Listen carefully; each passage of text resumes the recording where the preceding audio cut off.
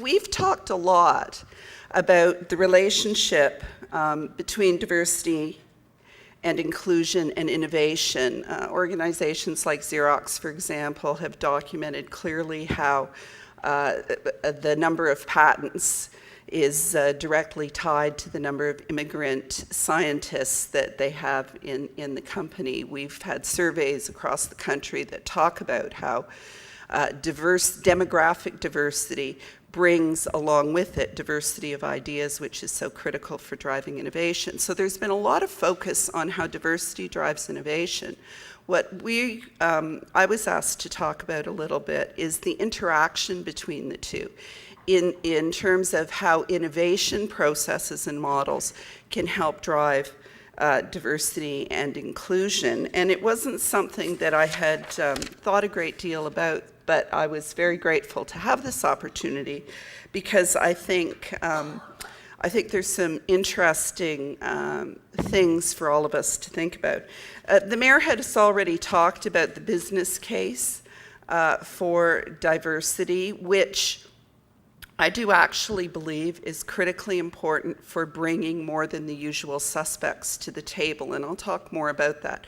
Without question, our work is grounded in a deep commitment to equity and human rights, but the fact is we need more than the usual suspects, and I'm thinking of John Shields back there. We run the risk, if we don't find new ways of engaging new people, of spending a lot of time talking to ourselves, and I'm not sure that's the best way to advance the agenda. And so from a corporate perspective, we've seen a big shift in recent years to talking about diversity broadly, but also certainly in Toronto, specifically with respect to immigrants, in the context of addressing the need for workers, opening up new markets and opportunities, leveraging the immigrant diaspora to build international trade, and so on and so on.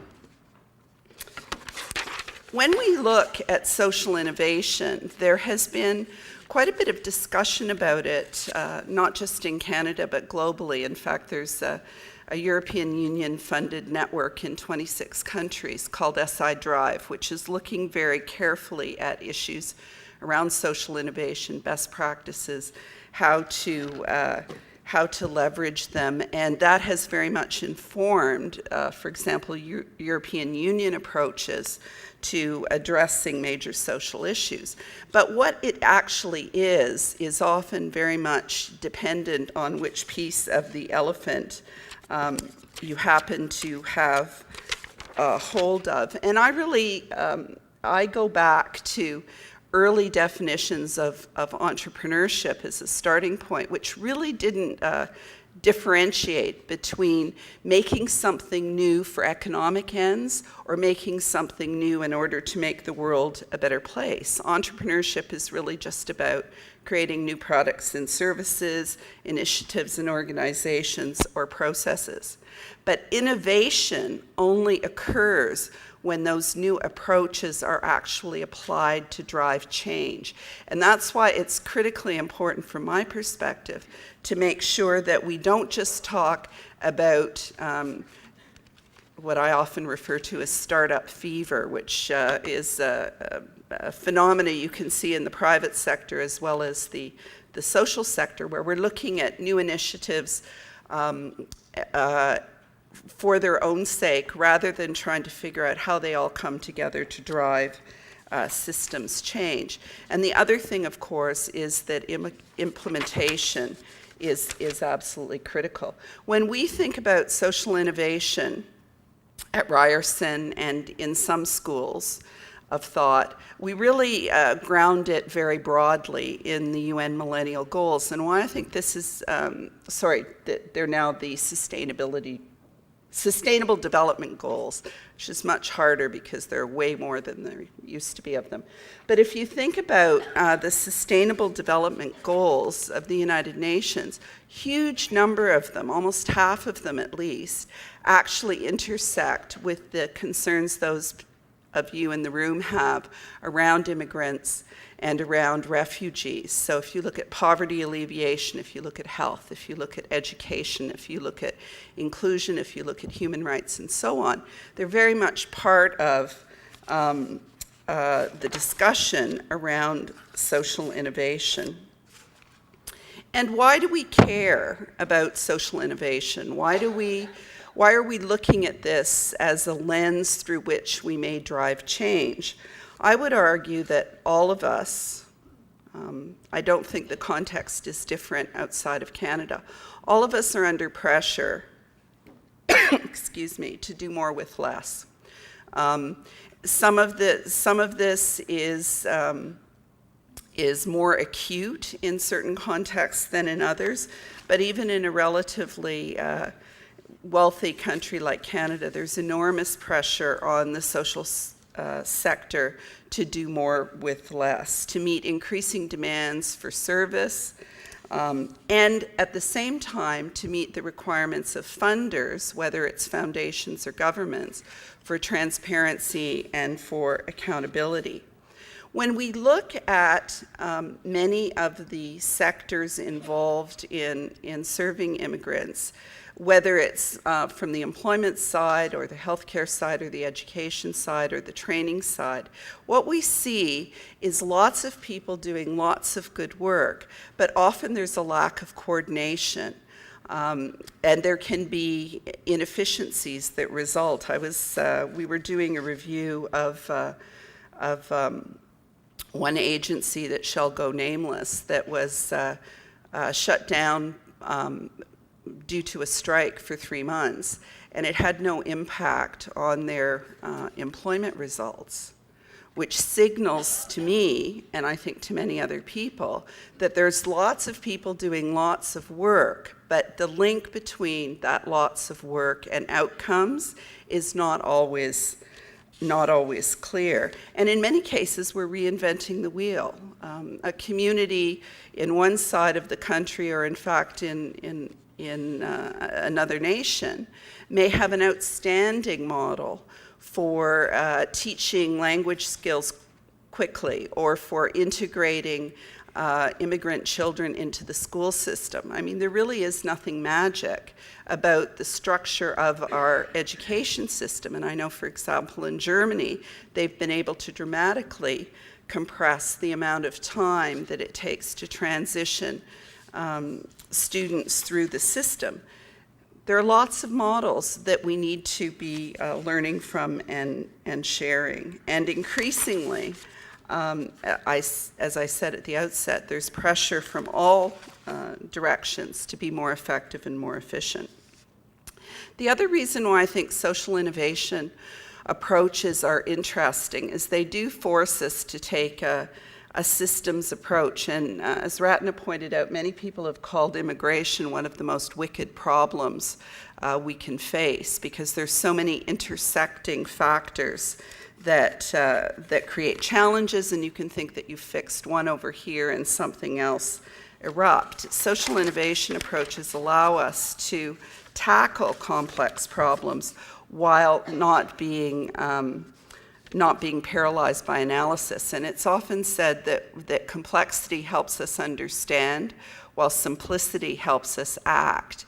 And I do think that one of the key issues when we're looking at social innovation lenses is not getting too wrapped up into the systems mapping without thinking about which piece of the elephant we're actually going to tackle.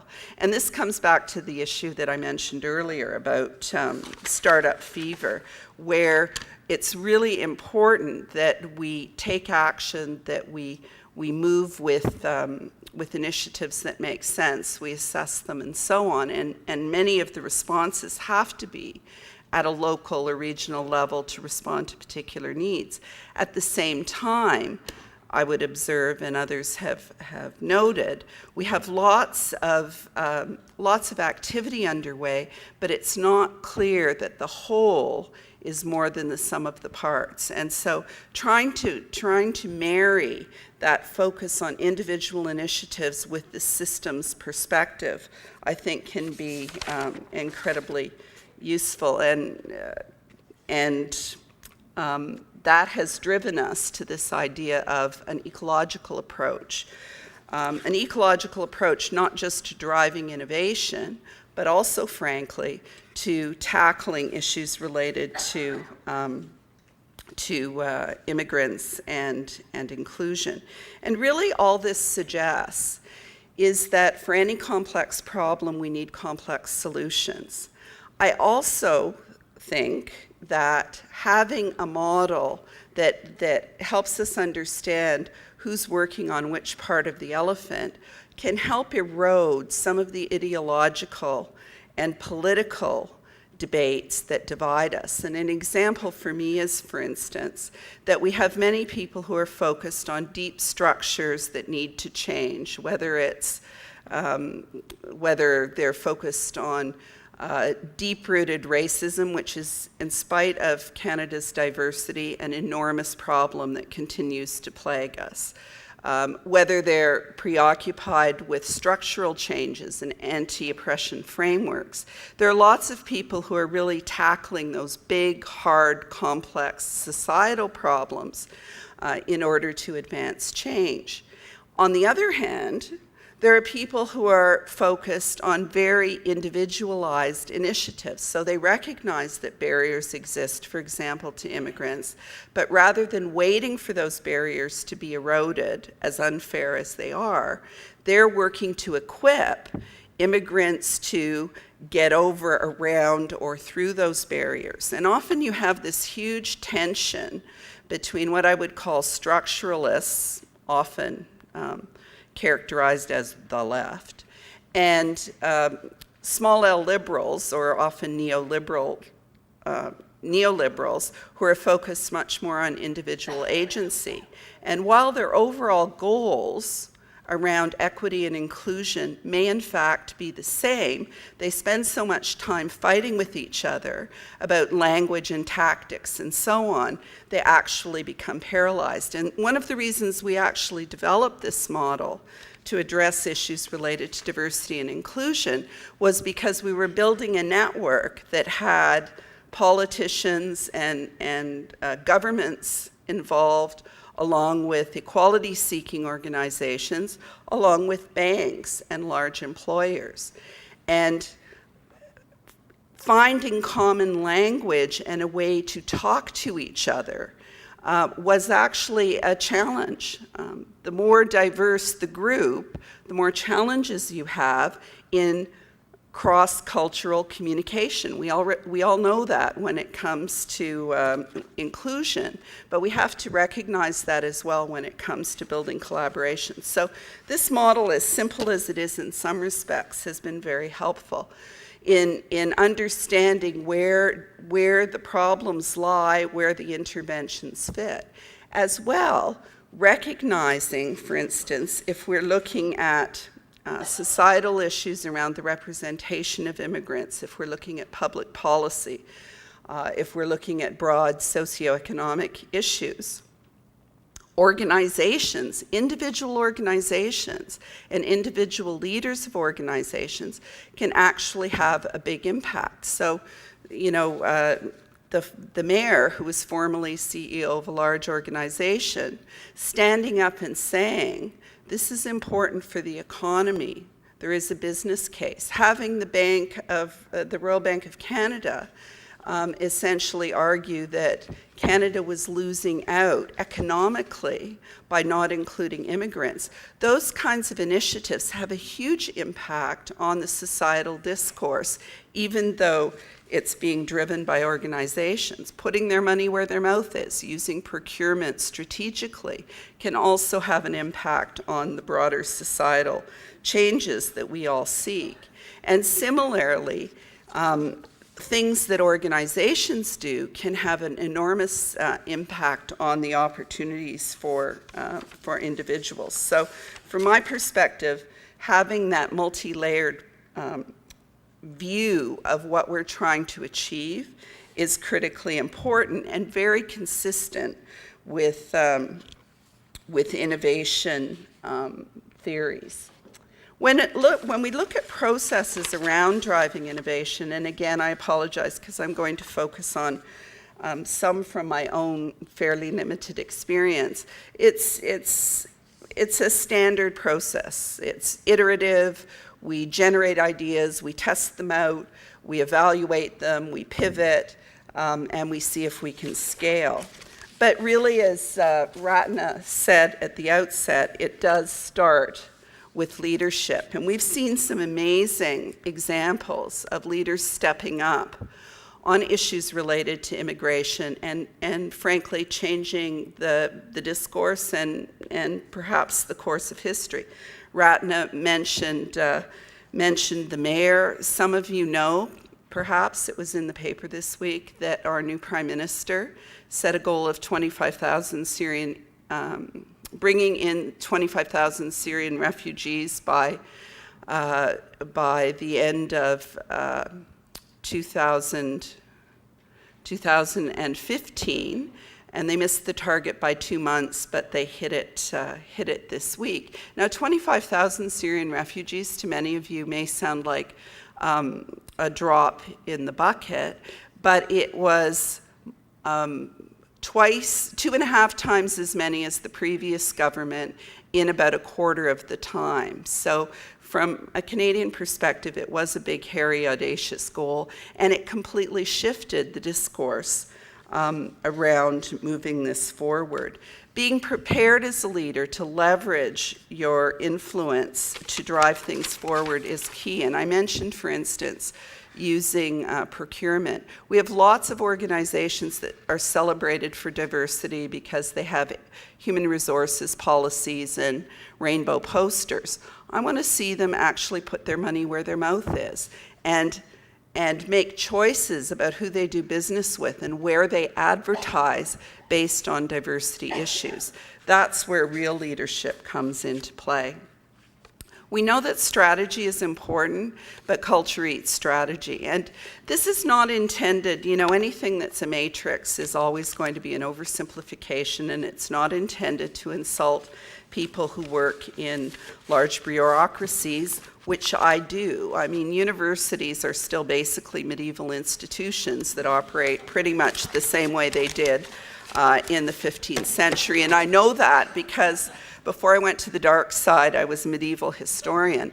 But this notion that there is a tension between entrepreneurs and what the characteristics of entrepreneurs and entrepreneurial processes are versus what is typical in bureaucracies, I think is really, really important for all of us to really think about in a serious way. And there's nothing wrong with rules, and there's nothing wrong with processes, and there's nothing wrong with waiting until you have all the resources in place before you act. And in some cases, it's critically important, and the world does need accountants. However, if you want to drive change, you have to take risks. You have to step out. The government of Canada, when it said we're going to do 25,000 refugees by the end of the year, had no clue about how it was going to do it. And they have said that quite clearly. They did not know how they were going to do it specifically, but they had a pretty good idea that it was reasonable. They consulted with a number of people before moving forward. Had they waited till everything was perfectly planned and aligned and they knew that this step would follow that step, we'd still be having meetings to have meetings to have meetings to decide what to do. And I think that it's really fundamentally important when we're thinking about how to drive social innovation to think about some of these entrepreneurial processes not as evil corporatization of government and the NGO sector and universities and so on, but to think of it as a way of approaching problems that is perhaps different than what we have done before. And it does require risk, and it does require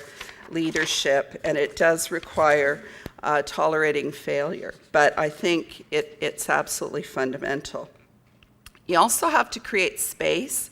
So if you want to drive innovation, you have to have spaces to bring people together to incubate their new ideas, to test them out, to work through them. And there are lots of interesting models that have been tested in other contexts, policy labs, incubators. At Ryerson, we have zones. We have a social innovation zone where many of the students who are working together on trying to solve problems come together. And I think that leveraging the energy of young people, hugely, hugely, hugely important. You know, in many of our countries, we're becoming more secular. And there are good things about that. But one of the bad things about that is it has really eroded a traditional base of volunteers and philanthropists who used to do good work, right? Who used to roll up their sleeves and work in soup kitchens and teach people how to read and so on and so forth. I actually believe, at least in this country, that post-secondary institutions have an enormous resource that we can tap into in order to drive change. And whether it's hackathons, where you throw at a problem to a bunch of bright kids and have a prize at the end, or whether it's, as I said, incubators, whether it's using art to express and explore issues of immigrants in new ways. All of these are incredibly powerful tools for driving change, and I think very often we spend a lot of time thinking deep thoughts and talking to each other, and we aren't engaging the next generation as effectively as we need to. It goes without saying, and Rattan has already alluded to this, that we need to build collaborations. We need to build collaborations across sectors, and we have to engage more than the usual suspects. I've already talked about some of the issues around discourse and ideology, and I remember being on a panel, some of you in the room may remember this, being on a panel to talk about partnering with the private sector, the evil private sector. And I said, you know, you don't have to work with banks. You don't have to work with banks. You don't have to work with employers. I mean, employment is one of the top 3 or 4 things that will have a big impact on immigrants' inclusion and success, but nobody is telling you you have to work with the private sector. However, if you feel it is advantageous to work with the private sector, and if you do get a meeting with the CEO of the bank, it is probably not advisable to open with a discussion of anti-oppression frameworks, right? And this was the basis of a big controversy in the panel I was on. And I think that kind of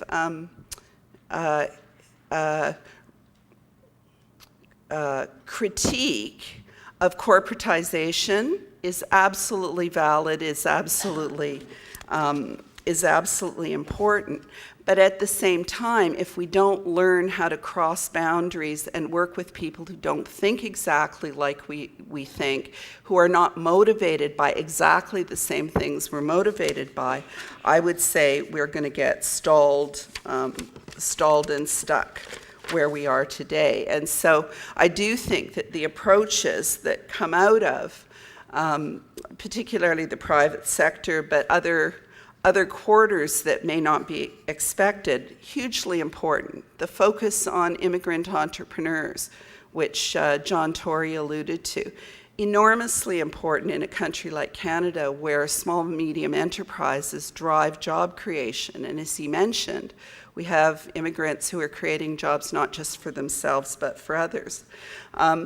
There was a big controversy about hijabs and religious symbols, and a hospital in a small town in Ontario used that as a way to attract immigrants by saying, we don't care what's on your head, we care what's in your head, right? there are lots of, Royal Bank of Canada has a welcome page for Syrian refugees and has come up with all sorts of interesting business models, as have other banks, because they recognize that over the long term, immigrants will be successful, and working with them early makes a big difference. And I know companies like Siemens and many others have also made huge impact. I just wanted to give a couple more examples before closing, and this is one that involves Ratna, but it comes down to this bias towards action. And she mentioned that Lifeline Syria was launched in June, and I sent an email to my then president, Sheldon Levy, at 10:29 p.m. to say, oh look, Ratna and I were involved in this. He sent a note back at 10:37 and said, okay, what's the university going to do? A couple of emails back and forth. I wrote to Ratna, she said, I'm in. I wrote to Sam Jackson, who you'll hear from later this afternoon. She said, count me in. And Ryerson University's Lifeline Syria Challenge was created in just over half an hour through a series of email exchanges. I can tell you, how many people here work at universities? I can tell you lots of other universities, they're still having meetings to decide what they're going to do. And so it isn't that doing things on the fly and by the seat of your pants is always successful, but we have to have environments where we can do that. We have to have environments where we're leveraging new technology. We have to make sure that we are assessing impacts, that we are learning not just from our successes, but also from our failures. And I know there's going to be lots of talk about exciting projects around the world. And I think that from my perspective, the lessons learned in applying innovation models to dealing with issues related to immigrants and diversity are not at all different from the lessons that we learned in looking at high-tech entrepreneurs. We know that leadership is important. We know that people have to take risks. We know that culture is absolutely critical, because if you need an environment in which people say yes, even though it's easier to say no. Instead of saying, no, that's not how we do it, go fill in the forms, they think about what your goals and objectives are and try to find processes that work. We know that collaboration is absolutely fundamental. We know, at least among the entrepreneurs and the successful social innovations that we've studied, there has to be a bias towards action. At some point, you have to start writing and start doing.